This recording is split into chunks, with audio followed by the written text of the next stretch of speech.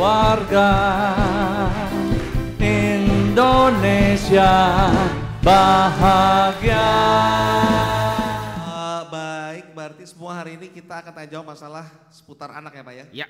Oke, ada beberapa pertanyaan yang udah di depan. Dan sekali lagi jangan malu-malu ya, kalau ada yang mau tanya boleh angkat tangan langsung dan saya akan sediakan mic-nya buat Anda dan bisa bertanya live sama Pak Jarod. Oke, bisa dimulai Pak? Ibu udah dapat pertanyaan? Oke, saya boleh bacain buat Ibu deh ya. Tulisannya emang agak-agak bagus. Bagaimana mensiasati atau membuat anak dekat dengan ayahnya yang pasif? Memang idealnya ayah yang duluan gerak, tapi ayah pasif. Cooper nggak pinter komunikasi, jadi anak yang harus inisiatif. Caranya bagaimana ya? Ya, ibu bisa jadi perantara. Ya, kalau ayahnya yang pasif, diem. Ya. Jadi ajak aja bertiga atau berempat sama adiknya sama kakaknya rame-rame dulu supaya suasana cair dulu. Nanti kalau udah agak anget suasananya, ibu pinggir. Ya. Pak, nak di sini dulu ya, mama mau cari sesuatu. Tinggalin aja tuh berdua biar ngomong. Dipancing ya Bu ya? Iya. Dipancing. Berarti ini kan kondisinya pasif ini kaku kali ya? Kaku, iya.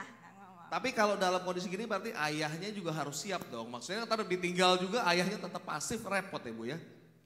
Saya kasih tips untuk anak ya, anak deketi orang tua. Saya punya teman, seorang hamba Tuhan, dia sudah berlama sekali sebenarnya pengen deket sama anaknya. Gitu. Tapi juga dia tipe yang pendiam. Ya dia ngomong kalau di mimbar gitu. Tapi tuh dari mimbar dia diem gitu. Pendiam dua-duanya berarti ini. Nah terus anaknya mulai sadar hal ini gitu. Bahwa ini hubungannya gak baik. Lalu anaknya yang biasanya kebaktian di gereja yang lain. Gak pernah kebaktian di gereja bapaknya. Karena dia gak mau lihat bapaknya kali ya? Gak mau lihat bapaknya, gayanya juga gaya gereja tua, jadul. Pokoknya kayak ya ini generasi yang itu generasi opa-opa lah gitu. Nah singkat cerita anaknya deketi dengan cara, ini anaknya deketi nih. Dia datang ke doa pengerja bapaknya. Dia datang doa pagi bapaknya. Bapaknya pengajaran dia datang. Itu bapaknya yang menghubungin saya. Waduh Pak Jarod, saya tuh kayak rasa wah anak saya hadir doa. Jadi sesuatu yang karena anaknya mendekati dengan masuk dunia bapaknya. Kalau saya tadi kan ajarin kalau misalnya masuk anak saya dunia sejarah, saya masuk sejarah. Bapaknya dunia anaknya. Nah sekarang anak, misalnya ada lagi kasus yang lain. Bapaknya ini pengen sekali anaknya melanjutkan usaha bapaknya. Nah usaha bapaknya ini usaha jadul juga gitu kan. Anaknya kan pengennya kan saham, IT, animasi yang full teknologi yang dia kuasai gitu kan. Ya bapaknya jualan bakmi, toko bahan bangunan gitu loh. Ya, itu toko bahan bangunan itu lulus SMA bisa jaga barang, pokoknya terima duit begitu. Nah akhirnya ini bapak anak nggak saling komunikasi. Anaknya deketi dengan cara pergi ke toko bapaknya, bantuin bapaknya kerja. Walaupun kerjaan itu cuma ngangkat barang segala macam. Bapaknya senangnya minta ampun. Dengan senang itu kayak gitu, lalu relasi terbentuk. Nah terusin sampai akhirnya bisa kerja bareng, makan bareng, pergi bareng, liburan bareng. Sudah begitu baru mikir, Pak gitu. Nanti kalau soal toko bangunan itu aku tahu, itu toko bangunan marginnya luar biasa. Tapi nanti aku ganti sistem supaya kita bisa ngitung stoknya dengan cara yang mudah, semuanya barcode, orang beli harganya terkontrol, siapapun yang jaga omset aman gitu. Jadi nanti aku bagusin tapi aku pengen usaha ini. Bapaknya dalam relasi yang sudah baik tadi, gitu ya, iya. Bagus sekali. Itu, jadi tapi dia deketin dulu harus dengan masuk dunia bapaknya. Gitu. Berarti sama seperti bapak mau mendekati anak, anak mendekati bapak juga pada tinggal dibalik aja. Sama. Ya, Oke. Dibalik. Pertanyaan berikutnya, bagaimana mensiasati anak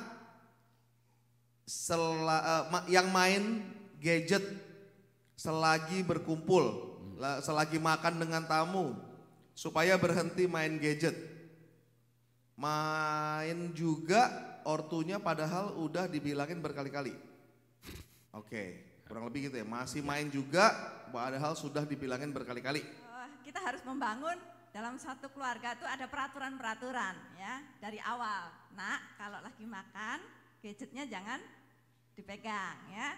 Jadi tapi orang tua juga harus gitu, waktu makan juga jangan pegang gadget. Iya Bu, saya coba itu susah. Anaknya disuruh berhenti, maminya yang main. Iya kan, itu repot. Apalagi kita banyak urusan soalnya lewat gadget ya. WA grupnya banyak. Ya tapi itu perlu belajar sih. Misalnya pas di keluarga inti kita gitu misalnya. Paling enggak terutama kalau misalnya malah lagi di rumah. Iya. Ya di rumah pokoknya makan pagi, makan malam, makan siang. Makan siang kadang nggak bisa karena kita di kantor kan. Iya. Makan pagi dan makan malam misalnya begitu. Itu misalnya zona bebas gadget itu bisa dibuat gitu. Oke. Iya masalahnya kan kalau kitanya lagi sekeluarga bisa ya. Ya. Apa tahu ada yang main satu, ada yang main dua. Pas ada tamu suruh stop semua yang biasanya main jadi nggak biasa kan tetap main terus kali ya. Oke, berarti harus sama-sama orang tuanya juga harus kagak main handphone juga. Dengerin ya. Mana tadi istri saya mana saya juga mau lihat juga. Ya, paling enggak itu makan tuh kan misalnya 15 menit apa 30 menit gitu ya. Atau kalau misalnya istri saya dulu ngantar anak ke sekolah. Itu jaraknya jauh di Jakarta tuh bukan jauh sih macet, 1 jam gitu kan. Nah 15 menit pertama jangan gadget dulu, ngobrol. Ini di mobil nih Pak? Di mobil nih gitu. Okay. Jadi kalau istri saya 15 menit pertama Pak? Enggak pakai gadget. Bukan gitu. 15 detik kan Pak ya? Iya bukan. Okay. Gitu. Saya cuma ngingetin 15 supaya menit. ngobrol dulu gitu, setelah itu baru. Atau kalau enggak kadang kenapa susah gitu, justru lagi berangkat ini dia mau janjian sama temennya. Oke kalau gitu kan 1 jam, 15 menit kedua. Okay. Nah, soal aturan teknis ini kesepakatan, jangan kita yang menetapkan, jangan-jangan tidak bekerja karena nggak realistis. Gitu kan, jadi Betul. misalnya boleh setelah jalan, oke, mungkin dia akan kasih tau temannya, aku udah berangkat nih on the way nih, gini, stop, oke, terus taruh Baru gitu. taruh, okay. Gitu. Bisa diatur lah Bisa pokoknya. diatur, Oke, bisa. Siap. Oke, pertanyaan berikutnya. Tadi Bapak menjelaskan tentang dating. Berbicara untuk yang tidak penting. Oke. Ya. Nah, kapan waktu yang baik jika berbicara tentang masa depan anak? Yang penting, Yang pentingnya, Oke. misalnya sekolahnya, cita-cita, apa inisiatif dari pihak orang tua atau anak? Ya, jadi kita bisa bicara yang penting, tapi suasananya lagi enak gitu ya. Setelah datingnya udah berkali-kali, nah itu bolehlah singgung-singgung gimana kamu. Bukan setiap kali ketemu. Nah, udah punya pacar belum? Kapan Kuliah nikah? apa? Kapan kawin? Kapan kawin? Paling sebel tuh Semangat ya. banget nih. Ini yang mau kawin mama atau aku sih? Jadi kita harus ngomong yang penting dengan anak. Tapi kan ini tadi memang topiknya lagi gimana deketi anak gitu ya.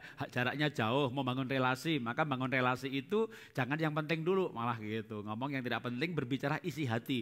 Kamu kok suka itu sih? Iya kan ini enak mah begini. Oh gitu, kalau aku suka yang begini. Ya ngomong yang ringan-ringan aja gitu ya. Baru nanti setelah relasinya baik, sering malah kita nggak usah ngomong, dia akan nanya. Mah kalau menurut mama, jurusan ini sama ini bagus mana gitu. Nah itu kesempatan dia nanya karena dia udah merasa nyaman untuk bertanya.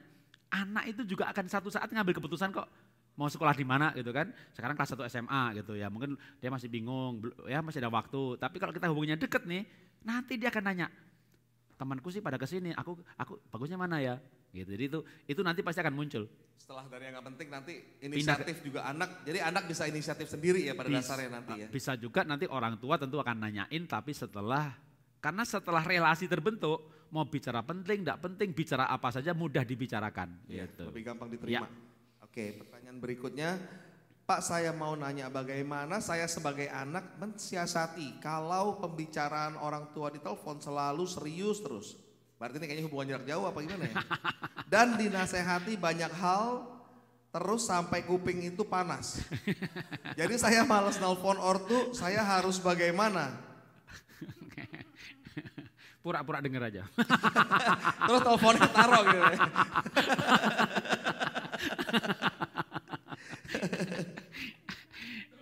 Jadi anggap aja denger aja gitu Pak ya, oke. Tidak mudah sih, tapi ya kalau mau dia ngomong nggak serius, coba sekali dibalik aja juga. Dibalik anaknya ngubungin orang tuanya untuk hal yang tidak penting. Contoh begini nih, kalau saya orang tua nih karena misalnya punya anak gitu kan, atau saudara punya, atau dulu saudara sebagai anak dah. Waktu saya jadi anak dulu kuliah gitu, kapan ngubungin orang tua? Duit habis, apa yang ditanya? Udah transfer belum? Iya kan? Jadi anak telepon orang tua kalau seperti itu. Nah coba anak ganti yang telepon orang tua, gimana papa, mama sehat enggak, ini begini, ngomong-ngomong yang begitu aja. Papa ada rencana enggak ke Amerika atau mama gimana gitu, Set. Udah, pengen ada yang penting? Enggak kok, cuma pengen tahu aja gitu, taruh.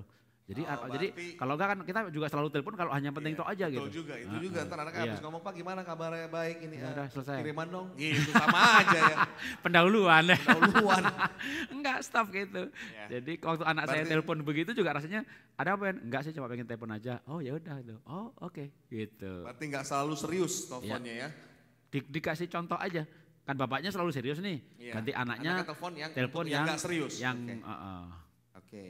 Terus bagaimana mensiasati kalau pacar saya diam saja sedangkan saya suka ngomong? nah itu pacaran.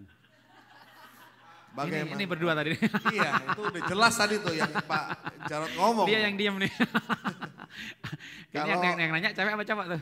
Saya nggak tahu ini nih. Nggak tahu. Paling ini Pak. Kayak tulisan cowok sih ya. Wah susah nih, tulisannya gado-gado ini. Pinter ini Pak, permainannya pinter. Tanya Ya. aja, bilang taplak meja merah gitu. Kalau justru sebenarnya saling melengkapin sih ya. Bayangin kalau dua-duanya suka ngomong gitu, berantem udah rebutan ngomong gitu. Aku dulu. Jadi, tapi begini kalau pasangan pendiam, yang penting dia jadi pembicara, jadi pendengar yang baik.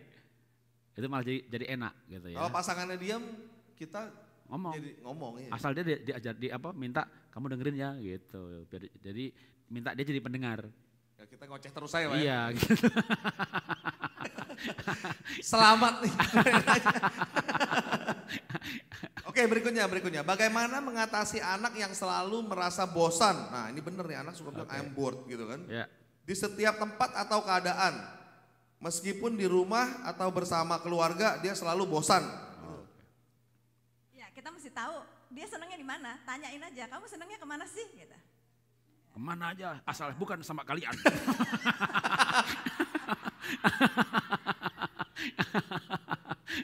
Iya tapi ini di Amerika memang banyak ini ya. Termasuk anak saya juga nih ya. Kalau boleh bilang selalu kalau di mana-mana baru masuk mobil bilang I'm bored gitu. Bosan gitu kan. Jadi nggak boleh komentar. Orang nanya. Kalau mau komentar tulis. Gini, jadi kalau saya ingat waktu anak-anak saya belum keluar negeri ya, jadi masih kita di Indo. Kita tuh pergi kemana bikin yang asik gitu. Misalnya nih saya ngajak anak-anak ke Cirebon, Jakarta Cirebon itu 4,5 jam ya kan. Ini untuk perbandingan aja bahwa cukup panjang gitu. Jadi sepanjang jalan gitu, saya ngajak anak saya, coba ya pokoknya kamu hitung ya, itu nanti kalau ketemu truk, ketemu bus segala macam, Hino berapa, Mercy berapa, ini berapa gitu. Jadi Hino, Gear Mercy begitu. Itu waktu dia kecil nih, sampai sekarang sekian belas tahun kemudian kalau saya nanya anak. Masih gitu Pak. Ya enggak, kamu ingat enggak kalau sama papa itu apa yang kamu kenang gitu? Kalau keluar kota ngitungin merek mobil. Jadi mereka nanti ngitung gitu. Atau kalau enggak ngitungnya diem gitu ya, ngitungnya diem gitu. Tapi nanti yang 3 anak itu dicocokin sama enggak gitu. Jadi ada permainan baru gitu. Kalau enggak cerita yang lucu-lucu gitu. Jadi pokoknya sambil pergi apa. Jadi dunianya mereka sukanya apa begitu. Nah, lalu memang itu diawali sebenarnya dari komunikasi sih. Waktu kecil, anak masih kecil kan suka nanya. Nah ini supaya diteruskan begitu, kalau nanya dijawab dengan jawaban yang bikin tanya lagi, lama-lama asik tuh. Jadi ada komunikasi bolak-balik gitu ya Pak. Nah, sering orang tua kalau ditanya itu jawabannya dengan jawaban yang menyelesaikan pertanyaan. Iya, Ya. betul. Udah jangan banyak-nanya tuh, selek gitu kan. Ditanya why, kita nggak bisa jawab lagi. Pak, kenapa gunung meletus? Karena Tuhan bikin begitu. Oke. Kenapa kupu-kupu terbang? Karena Tuhan bikin begitu. Udah, itu jawaban ajaib itu. Ya kan? Semua pertanyaan Tuhan bikin begitu gitu. Tuhan tuh berkuasa, selesai udah. Gitu. Nanti hati-hati kalau mereka ulangan biologi dijawab Tuhan bikin begitu, Tuhan bikin begitu. Jadi harusnya dijawab yang bikin dia malah bertanya lagi. Kenapa kupu bisa terbang? Karena ada sayap. Sayap itu apa sih? Yang begini-begini. Kenapa kita begini-begini nggak bisa terbang? Karena kita bukan kupu-kupu. Banyak kan sih gitu orang tuanya gergetan Pak. Iya, jadi dijawab gitu loh. Kupu-kupu badannya kecil, sayapnya lebar. Waktu begini-begini ada daya angkat gitu. Kalau kita badan lebar, sayapnya kecil gitu. Jadi itu anak nanti malah bisa fun gitu loh. Jadi kita memang harus belajar begitu ya. Dan biasanya nih entah suami entah istri salah satu bisa begitu. Ya jarang itu suami istri itu dua-duanya pendiam. Oke, berarti kita harus ciptakan suasana supaya mereka ini yang nggak bosan ya. Nggak bosan, tergantung usianya gitu kan. Kalau ketika anak saya remaja ya nggak bisa begitu lagi. Ajak diving, ajak snorkeling, ajak ke gunung.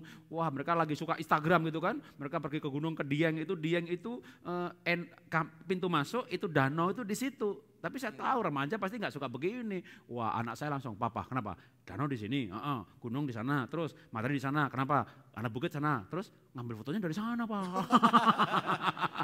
Waduh, itu asik, jadi pergi itu asik gitu kan. Ayo gitu asik. Istri saya sempat, ya saya nggak ikut teh, jangan. Anak tuh foto pakai tema loh, dia sendirian foto gitu, beauty, silent beauty, dia foto sendirian gitu kan. Lalu foto sekeluarga, nah nanti bayangin coba, kalau kamu nggak ikut, saya sama 3 anak foto, temanya apa dong gitu kan. Wah, duda dengan 3 anak. Akhirnya dia ikut ya, waduh itu naik gunung tinggi banget gitu. Demi supaya ternyata sama papa mama asik juga ya. Pergi sama keluarga asik juga. Kita memang harus bikin keluarga asik gitu ya. Kalau enggak nanti ini terakhir dengan mereka gitu. Lain kali sama teman aja bisa ke sana gitu. Jadi waktu kita sama mereka, kita udah umur 55. Anak pengen foto dari sana. Suruh manjat dulu. Mendaki dulu gunung. Sampai dia waktu tak bujuk-bujuk ikut gitu dia janji loh ya. Kalau gak kuat gendong loh ya. Gue bilang iya aja. Oke. Begitu gak kuat, diamin aja. Foto dari situ aja udah. Berikutnya. Persiapan apa yang harus saya lakukan agar anak mau terbuka dengan orang tua? Jadi persiapan apa yang harus saya lakukan agar anak mau terbuka dengan orang tua? Oke. Ya untuk bisa terbuka sih memang nggak bisa langsung ya.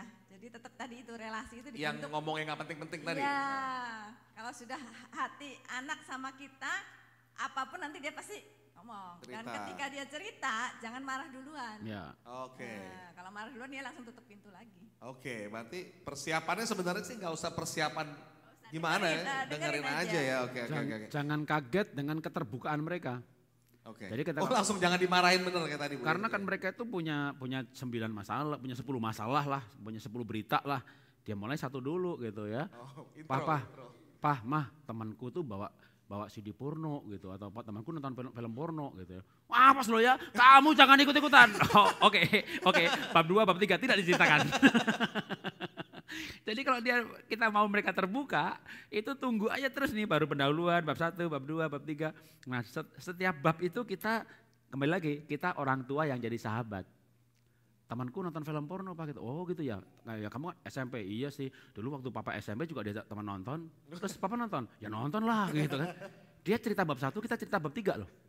Oke. Nanti baru akhirnya, terus papa gimana gitu kan. Kita cerita bahwa kita sekarang ini kudus, usir setan, bakar jimat. Kita pernah jatuh. Lalu kita bareng-bareng. Kita cerita bab 2, dia buka bab 4. Nah terus akhirnya terbuka. Itu contoh dalam segala hal. Nanti kita perlu sebagai ayah atau ibu realistis. Ya, kalau di gereja, di partai, di organisasi kita ayah ibu atau pemimpin idealis. Wah, hebat. Tapi di rumah anak butuh hidup itu kayak apa sih? Betul, kita sekarang sukses, kita bahagia, kita luar biasa, ngomong yakin. Kan gak seperti sekarang ini. Dulu juga ngomong juga grogi. Jadi waktu anak cerita gitu, Pak aku kok gak berani bicara ya. Ya dulu juga papa begitu, apalagi mama gitu ya kan. Ya, jadi anak gitu berarti ini normal. Terus gitu, itu ngobrol gitu. Ya jadi kita perlu belajar. Intinya sebenarnya sih kita harus baik hati. Samain aja kayak mereka ya. Ya gitu. Berikutnya Pak, apakah salah jika kita bermain game yang sama dengan anak?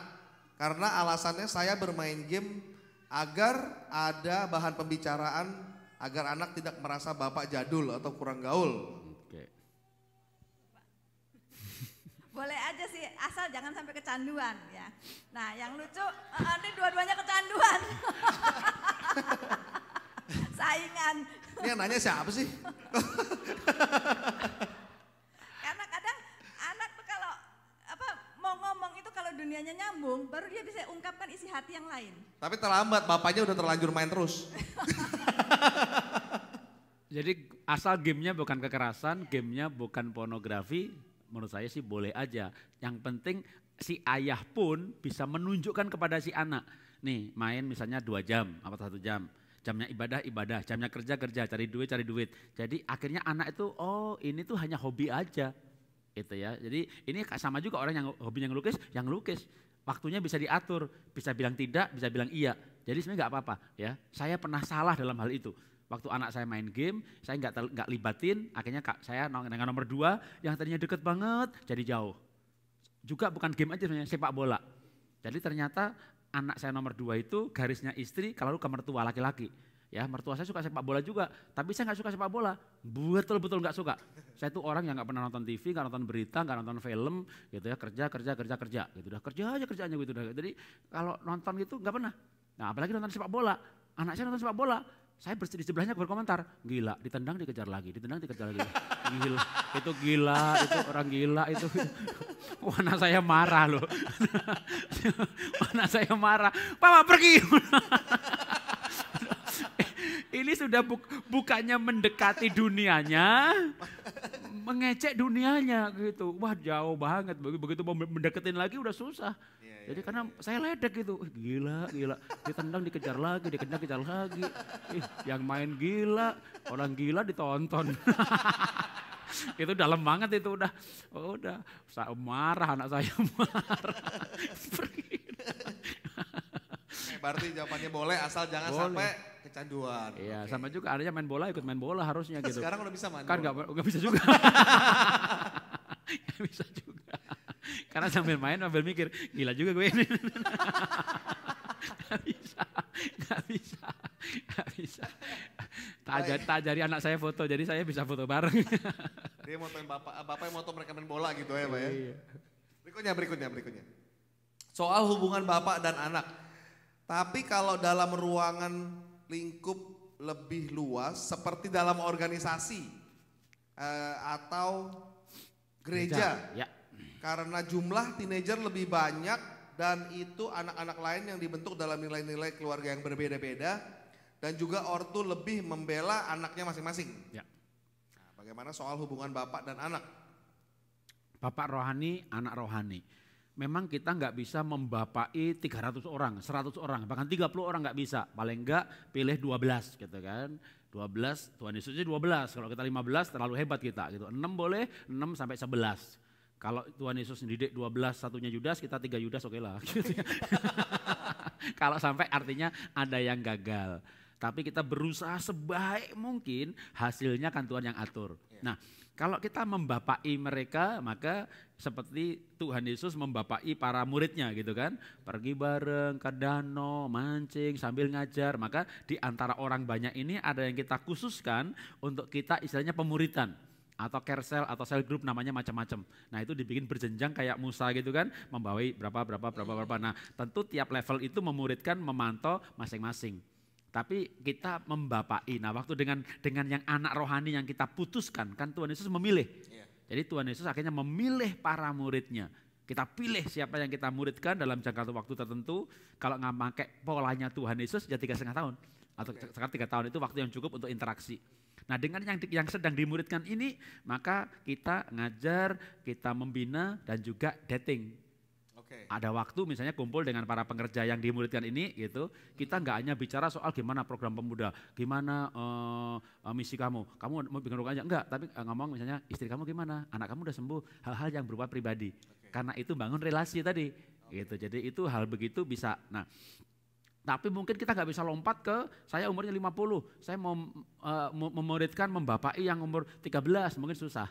Karena beda generasi tadi, maka saya bapain ketua kaum muda bapain mereka gitu. Itu bisa berjenjang seperti itu bisa. Oke. Gitu. Supaya lebih jaraknya nggak terlalu jauh, jadi ngomongnya juga nyambung.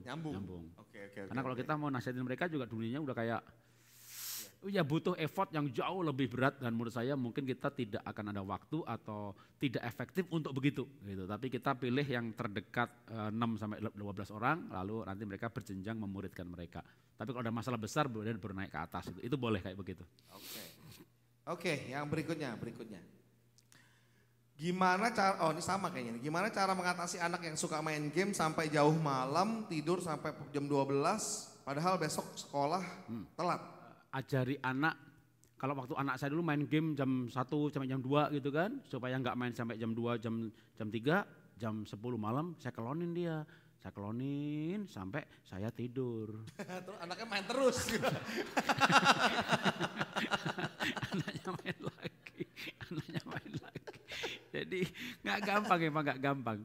Lalu akhirnya istri saya kan waktu itu bikin tangga sukses, impian apa gitu. Lalu gamenya dijadikan alat motivasi. Kalau kamu rankingnya bagus, komputernya di-upgrade. Kalau kamu bisa ranking sekian, dibeliin ini baru. Jadi ini nggak dilarang, tapi diajari mengelola. Oke. Gitu. Lalu dihabiskan waktunya juga buat substitusi olahraga. Supaya capek gitu supaya dia ya. capek. Iya. Yuk berenang yuk. Sayanya ikut berenang supaya dia mau, jangan cuma kamu berenang mama nonton ya. Sana berenang, olahraga, bergaul lah kamu tuh sama tangga gitu, gimana sih? Kamu di rumah terus itu, main sana. Gitu. Yang terjadi banyak gitu. Besoknya yuk naik sepeda yuk. Pokoknya cari yang waktunya supaya Oke. dia. Di Philadelphia ini 1 hari berapa jam? Sama 24 Pak. 24 ya? Cuman matahari terbitnya kadang-kadang lebih pagi di sini Pak. Karena kalau 1 hari 24 jam, maka sebenarnya kalau dia main gamenya 6 jam gitu, diajak olahraga 2 jam aja, ini berkurang sendiri.